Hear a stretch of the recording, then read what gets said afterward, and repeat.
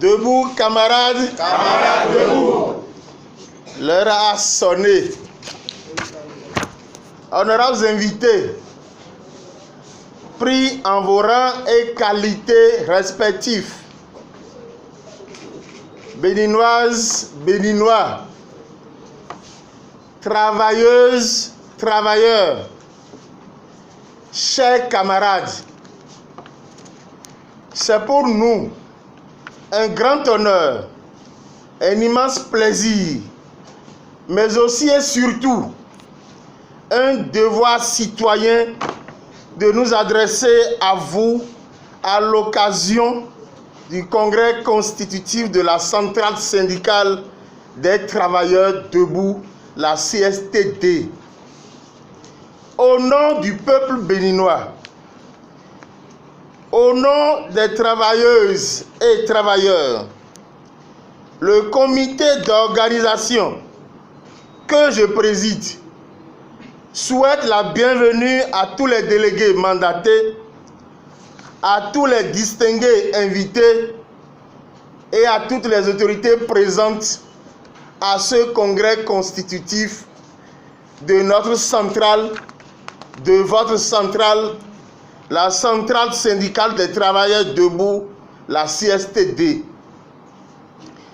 La centrale des hommes et des femmes déterminés à sauver ce qu'on a de plus cher, notre liberté.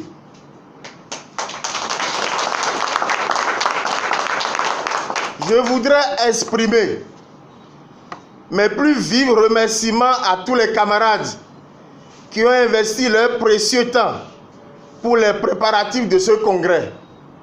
Chers camarades, en ce jour de congrès, nous devons avoir une pensée pour les camarades qui nous ont malheureusement quittés.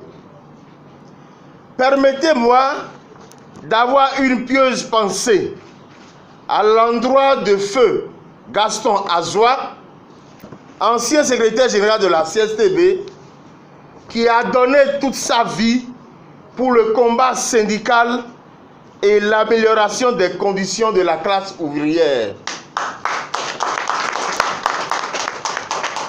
On se souvient que lors des manifestations survenues à Kadiaoum, et ce suite aux élections législatives exclusives du 28 avril 2019, les forces de l'ordre déployées sur les lieux avaient utilisé des armes létales qui avaient entraîné le décès des citoyens béninois.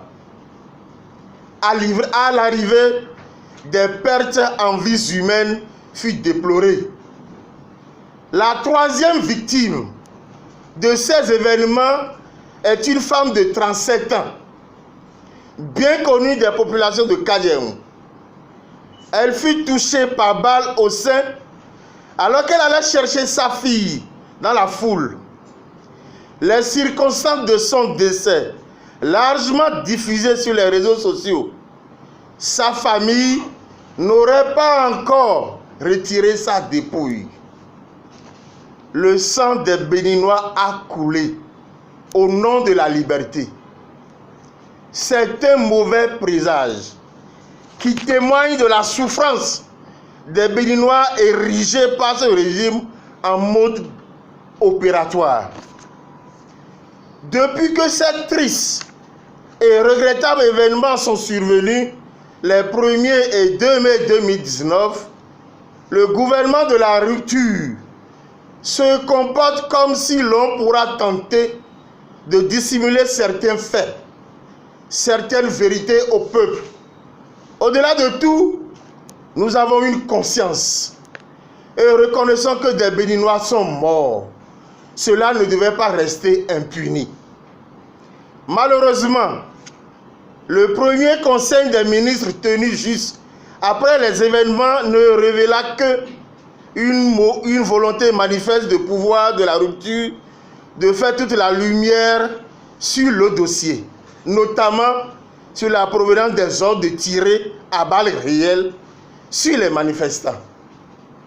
Le gouvernement s'est toujours appesanti sur les actes de vandalisme perpétrés à l'occasion de ces émeutes. Notre tristesse est immense et nous présentons notre profonde compassion aux familles éplorées.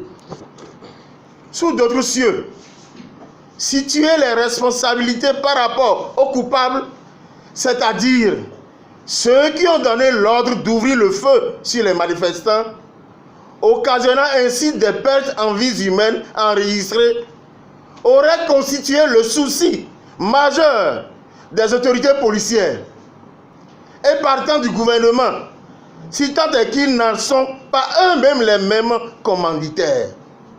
Évidemment, sous la rupture, on fait toujours les choses différemment.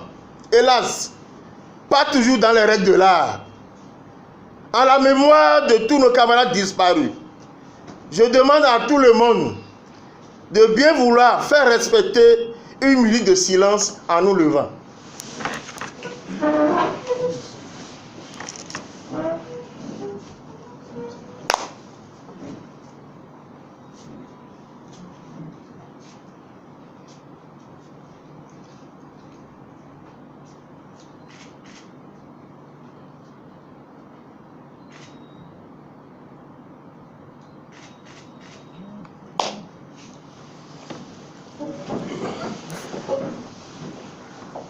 Camarades, debout.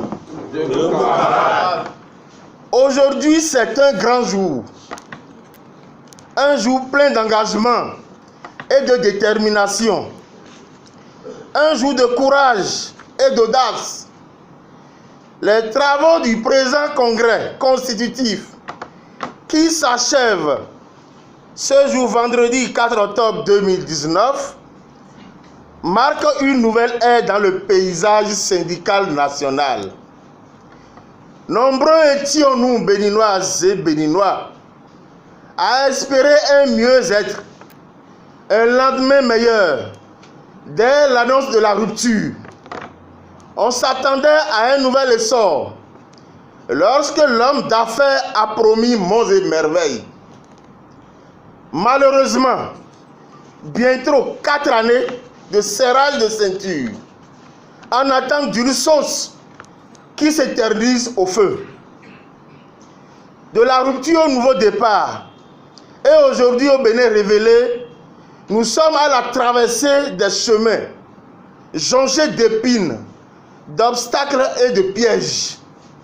Seul le chemin de la paix, de la liberté, pour un mieux vivre, est malheureusement un long chemin de croix qui dépasse les 14 stations que nous vivons avec ce régime qui, à travers ses réformes, impacte négativement notre quotidien.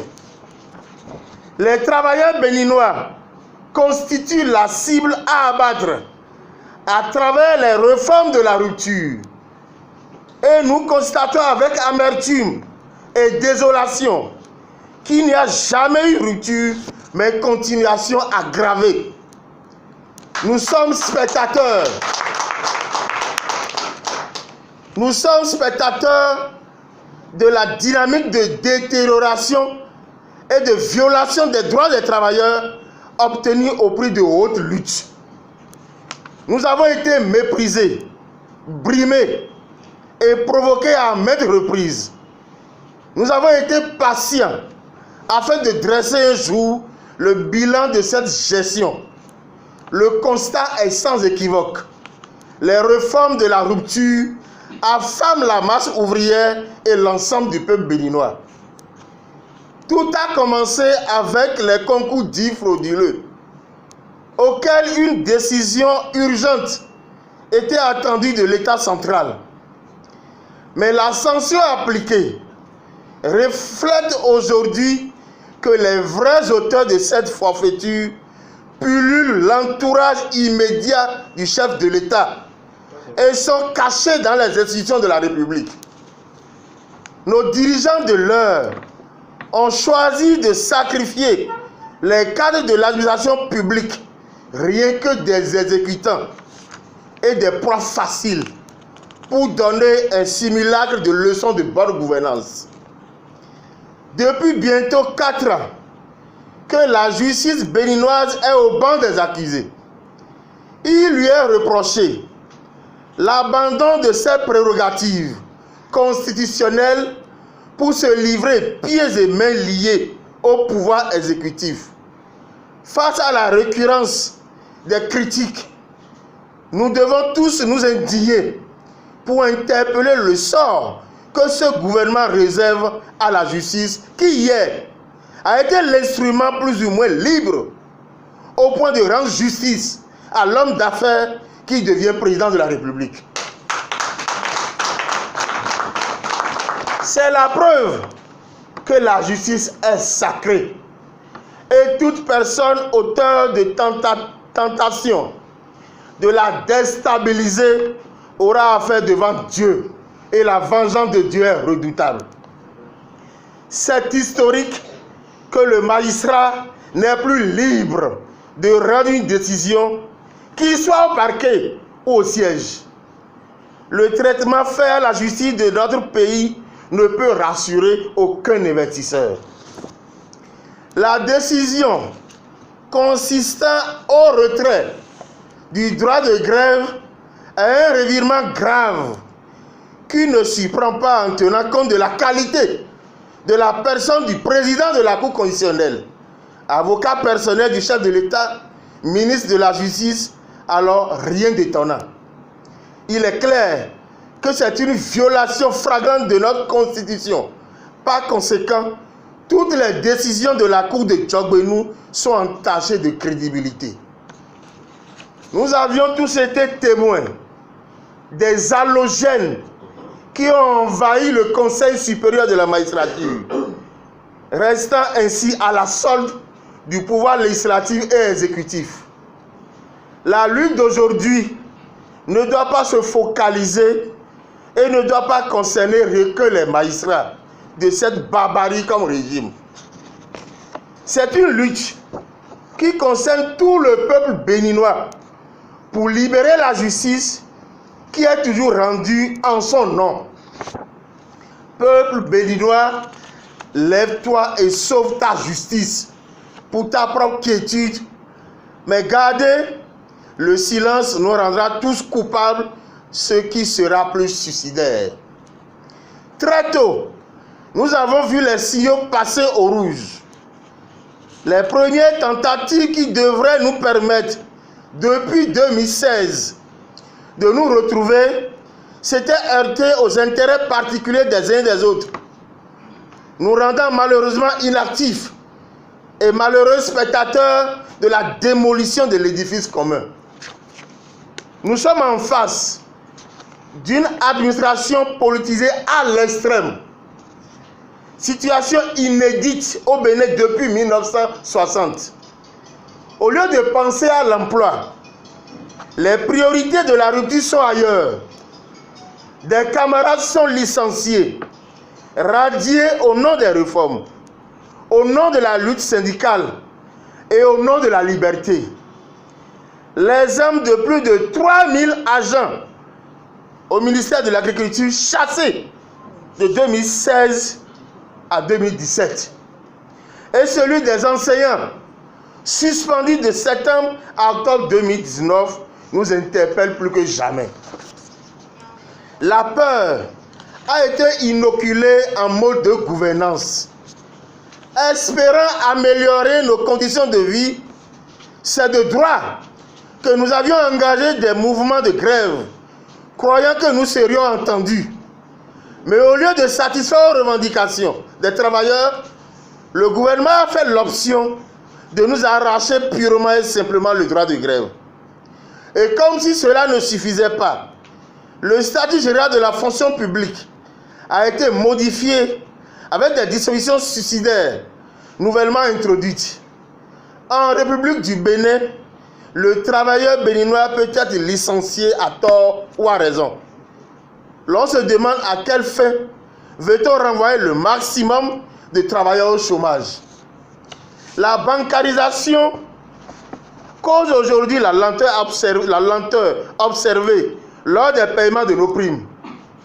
Nos reclassements et avancements sous l'égide des réformes au ministère de l'économie et des finances, sont renvoyés aux calendes grecques. Après multitractation, pour rentrer en possession de son dû, l'on constate simplement le montant inscrit sur la fiche de paie, mais pas le versement des rappels. Dieu seul sait qui nous les paiera. Nous avions été dénoncés et pointés du doigt par l'opinion publique politique et manipulés lorsque nous dénoncions l'écart criant entre les salaires des ministres du gouvernement de la rupture et les travailleurs que nous sommes. Des salaires politiques relevés à plus de 10, 20, voire 30 fois ceux des masses laborieuses, sans que rien n'y fît aux travailleurs. Ensuite, ce fut le tour des directeurs, secrétaires généraux, des ministères, préfets. Interpellés, l'on nous rassure de ce que la marmite est sur le feu depuis bientôt 4 ans. Personne ne sait ce que le chef de l'État a mis dans la marmite pour que la cuisson soit éternelle. C'est avec stupéfaction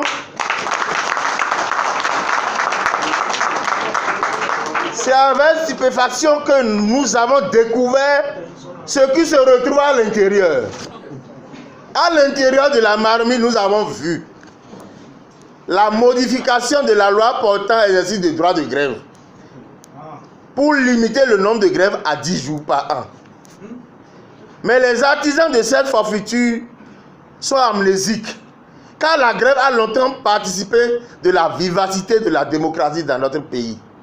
Empêcher les travailleurs d'avoir ce droit montre des signaux inquiétants sur la capacité réelle du gouvernement à satisfaire aux revendications des travailleurs. Nous avons vu dans la marmite le statut général de la fonction publique qui a été modifié, réélu, modifié à plusieurs reprises, au point où l'on a du mal à reconnaître la version définitive. De toutes les façons, les modifications introduites par la rupture sont simplement méchantes car elles ont rendu le travail précaire au Bénin.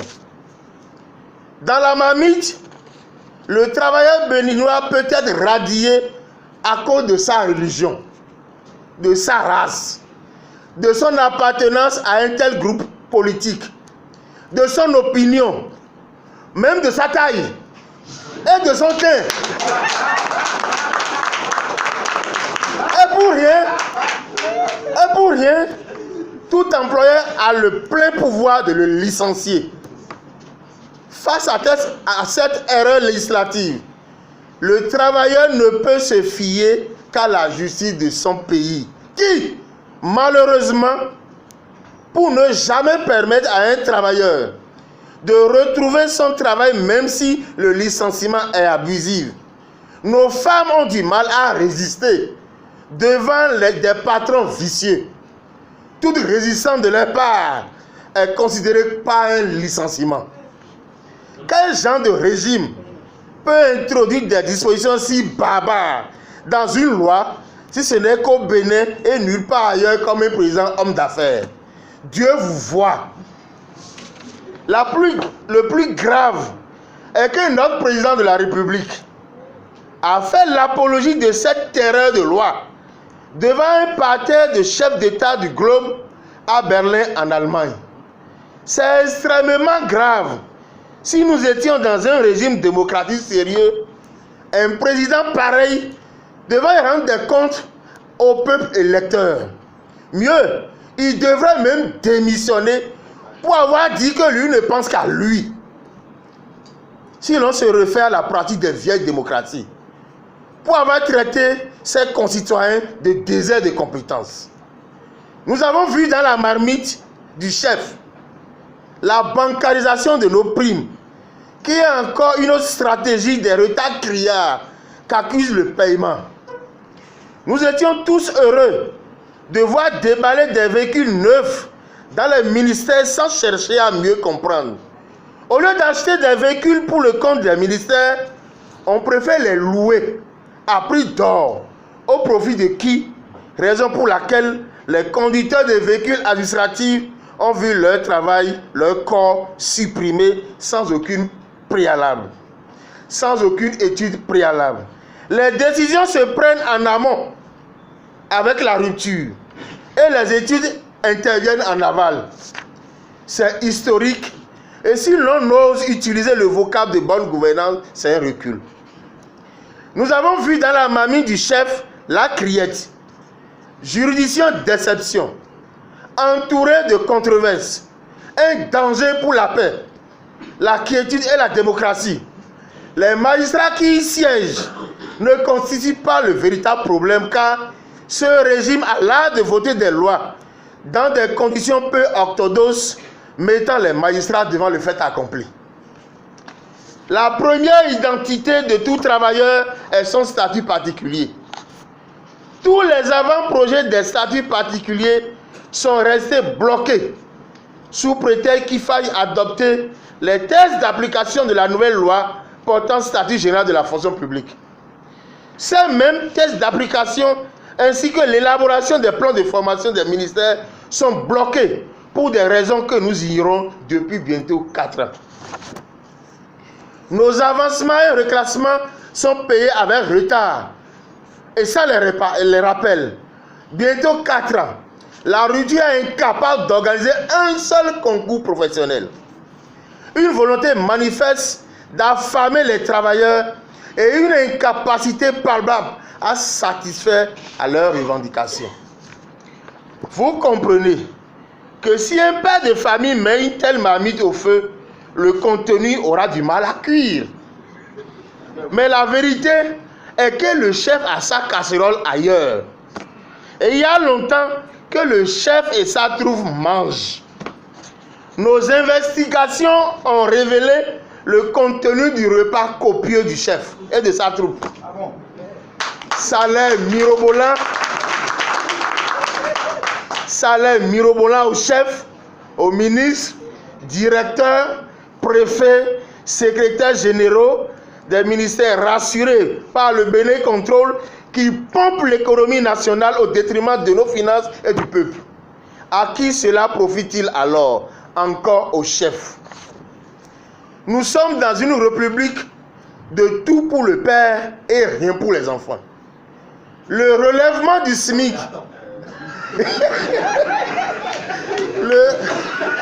le relèvement du SMIC et la hiérarchisation des salaires, la revue à la hausse de l'indemnité de logement et de l'allocation familiale, le remboursement de nos tickets valeurs escroqués par la SONACOP sont autant de priorités qui devraient interpeller l'exécutif qui préfère plutôt foncer la tête baissée, c'est-à-dire tout pour le chef, rien pour les travailleurs. Chose d'attendre. Qu'ils vous souviennent que le processus de reversement en agent contractuel de l'État ne date ni du président Talon, ni du président Yaïbouni. Ce reversement a été obtenu au cours des négociations gouvernement central et confédération, au cours de la première mandature du feu président Mathieu Kérékou, paix à son âme. Nous avons en face de nous un régime provocateur qui stresse plus intensement les contractuels de l'État, leur interdisant l'accès au concours professionnel et les privant progressivement de leurs avantages et des droits acquis. Traiter le Bénin de désert de compétences est une insulte à l'intelligentsia béninoise. Dans la logique de cette déclaration, la fameuse loi dite collaborateur extérieur, introduite au Parlement, a été votée en procédure d'urgence pour recruter des travailleurs d'autres nationalités que nos vaillants cadres béninois qui font des merveilles reconnues de par le monde entier. C'est dans cette pagaille que nos gouvernants actuels ont décidé de privatiser la fonction publique. Car nous sommes déjà à la fin de ce régime, avec la privatisation des structures de l'État. L'annulation des décrets portant sur les avantages alloués aux agents de la police constitue une insécurité bien orchestrée au sommet de l'État, un policier qui a faim ne peut rien faire et il ne fera pas de miracle. Les miettes dont nous disposons à travers des frais de mission sont accaparés par les amis de chef, car désormais, ce sont des sociétés privées qui viendront gérer nos frais de mission avec le seul objectif de ruiner les travailleurs de l'administration publique. Les avantages des missions à Cotonou sont supprimés. Pourtant, les amis du chef se sont réunis à Cotonou pour savourer chacun un gâteau qui pèse 10 millions avec à l'affiche la fameuse commission Djogbenou, qui finalement n'a servi à rien, puisque les résolutions y ayant découlé ne sont malheureusement pas prises en compte. Ce sont là les premiers avertissements de ce à quoi ressemble dorénavant la dilapidation des ressources par le chef. Camarades, debout. Debout, camarades. Les différents décrets portant attribution, organisation et fonctionnement de nos ministères sont des thèses mal rédigées, confus, truffés de contradictions et pourtant ils ont été mis en application dans cette incohérence prônée par l'équipe en place.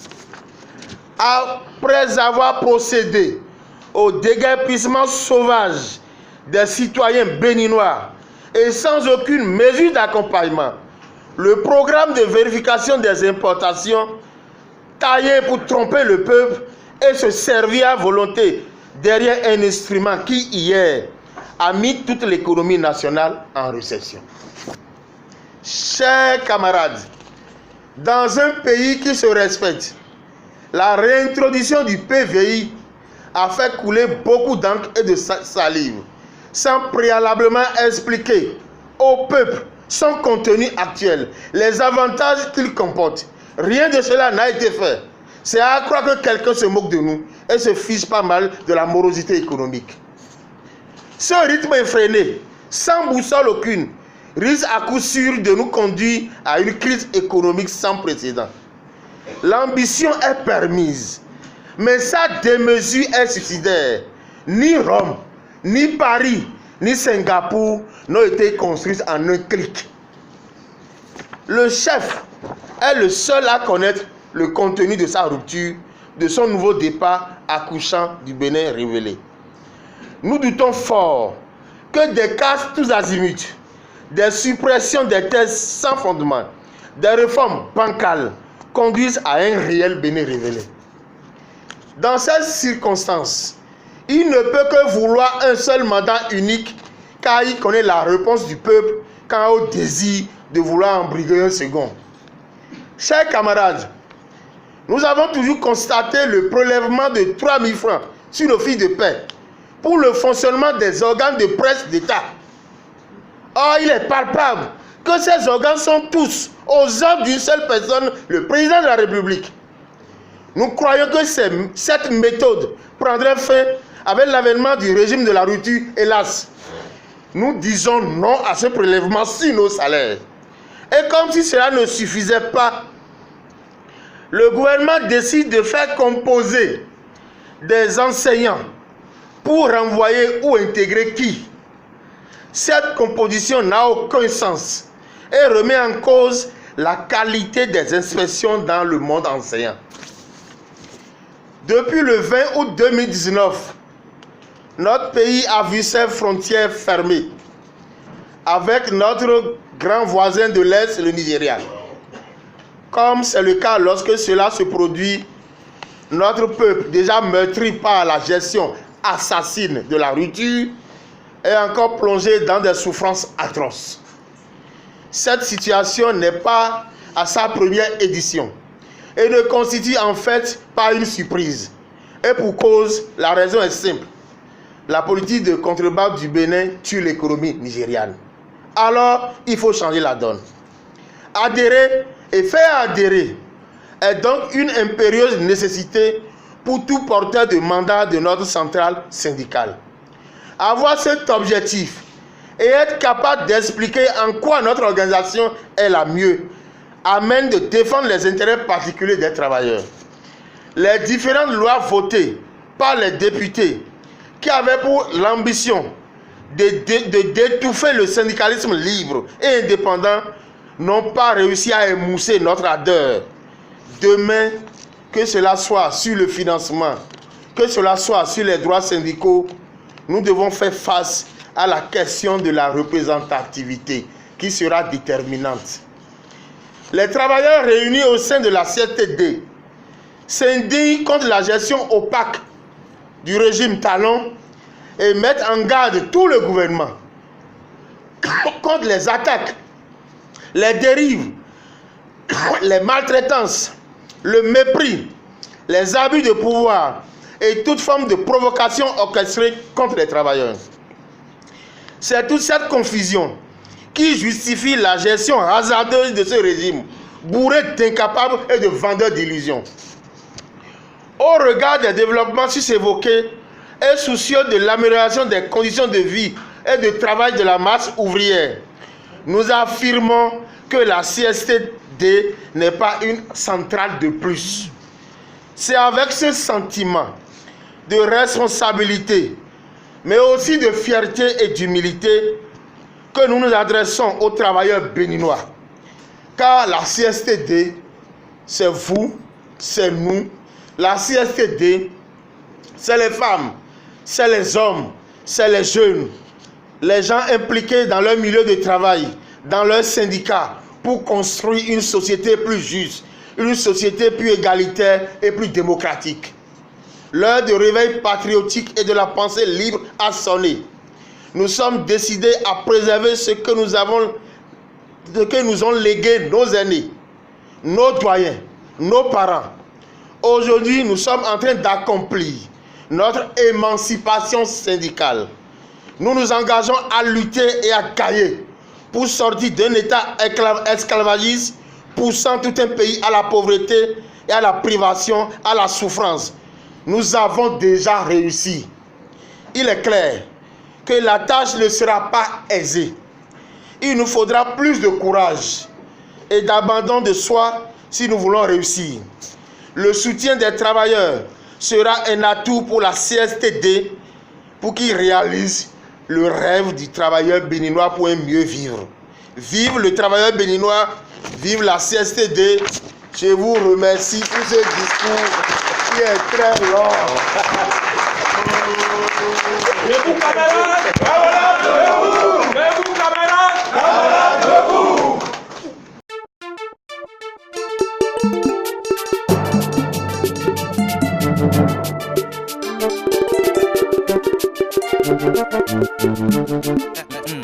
Yo, stop.